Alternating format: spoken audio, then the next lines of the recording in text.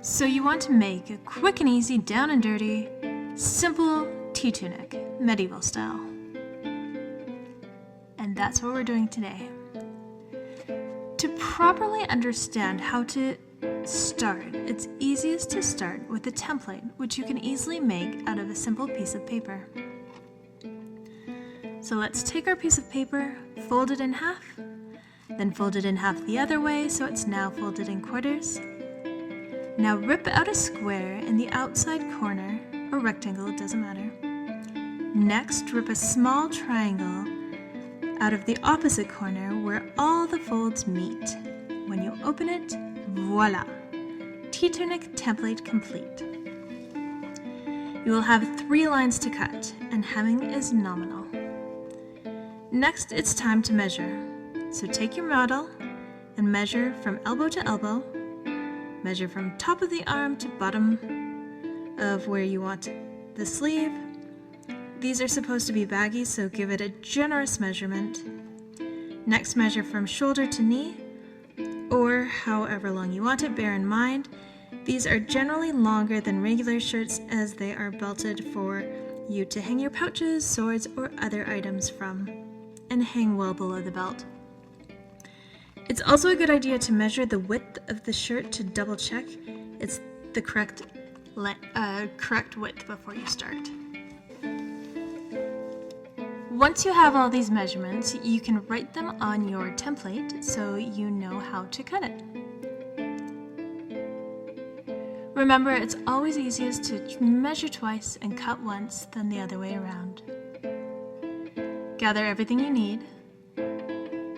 Make sure you have material that's the right size. Remember, the width will be the measurements from elbow to elbow, but the length will be twice your measurement from shoulder to knees, because, front and back. Also add an inch or 2 to measurements for your hem unless you're using non-fraying material. Once you have your material and everything you need to measure and cut, it's time to start. Tip: if the width of your material is the right length of double your shoulder to knee length, you can avoid hemming the bottom. So let's begin. Fold your material in half with the fold at the top. The folded material length should be the same as your length of shoulder to knee measurement. Mine's a little longer, so I'm just not going to bother cutting it. Then measure shoulder to shoulder width and cut your material. Remember to add an extra inch or 2 on either side for hemming, depending on your hemming preferences, either 1 inch or 2 inches.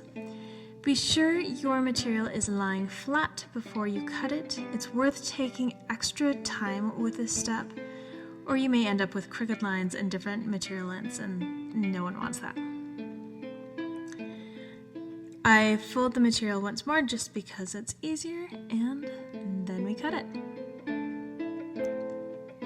Once you have cut the width and the length, fold the material in half the other way, just like we did with the paper, so it looks like a piece of paper cut or folded into quarters. The easiest way to get a neck measurement is by using a t-shirt from the model and measure from the top to the bottom on an angle. You don't need to add any extra inches for the hem here, as we will cut that in later. Using a shirt is also a good way to double check to see if your measurements are close to being accurate before you cut, because remember, measure twice, cut once. Something else to bear in mind is that stretchy materials are easier to pull on when you're putting the clothes on afterwards, but they are a little trickier to sew. If you have non-stretchy materials, they have no give, and so you have to make sure that everything is at least big enough to slip over your head and has to be a little bit bigger at the neck than a stretchier material. But they're a lot easier to sew. Next, measure from the outside edge of the top, the measurement for the sleeve, and measure how far in you want it. So you want to be measuring down for your sleeve, and then in how wide your sleeve is going to be. Once you have those measurements, draw in your lines. It should make a rectangle in the bottom corner just like we had with our template. Measure your neck hole, then cut all the lines. This should be a total of 3 lines, under the arm, down the side, and across the neck. As you can see, the cutters work well for straight lines, but require a lot of pressure to go through all the extra layers. Once you have cut the lines, fold it out, and it will look like a large shirt. Next, to make the hem of the neck, make a 1 or 2 inch cut at the center of the neck, depending on your hemming preference. Next, open the shirt and fold it sideways to do a cut of the same length in the new corner of the neck. Next, it's time to begin sewing. Take your T tunic and make sure it's folded so it looks like a T, or a T tunic, hence the name. It will be sewn inside out. You will start by sewing the tunic along the edges of the sleeves underneath, or the line down from the bottom of the shirt to under the sleeves. You can start with either the bottom of the sleeve or the side of the tunic, and then continue with the other side as well. When you have completed that, it's time to hem. I don't pin it first because honestly, I don't have the patience, but if you are going to, now would be the time to do it. Pinning is very good. Everybody who ever taught me how to sew showed me how to pin my hems. I just don't choose to do it myself, so it's completely up to you, however you are comfortable doing it.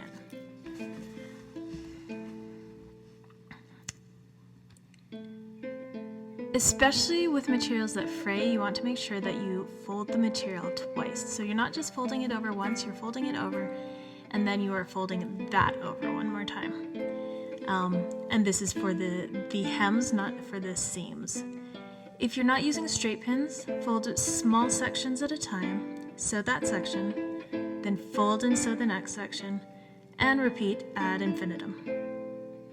And be sure all material you are not sewing is smoothed away, and that you're not getting unwanted material creeping underneath, especially with the sleeves, because that will cause lots of extra steps of taking out accidental seams and starting again.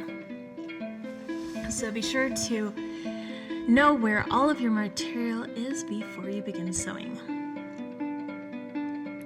With the neck, there are 4 sections to hem. Fold each section towards the top of the fabric, because remember, we are sewing it inside out, and so you want it to be on the inside of the fabric, which is the top, and sew the hem in a straight line. Once you've completed the hems, cut off all the loose threads and turn it right side out. Congratulations, you've created a tea tunic. Now, let's look at it again for Little Friend's action figure. We are making this for Anakin, so we'll start by measuring him first.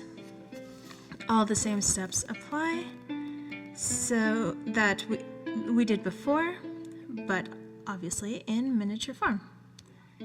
Now, something important to note, the smaller you make it, the more finicky it can be, and it doesn't always work really well with hems, especially for the smaller ones.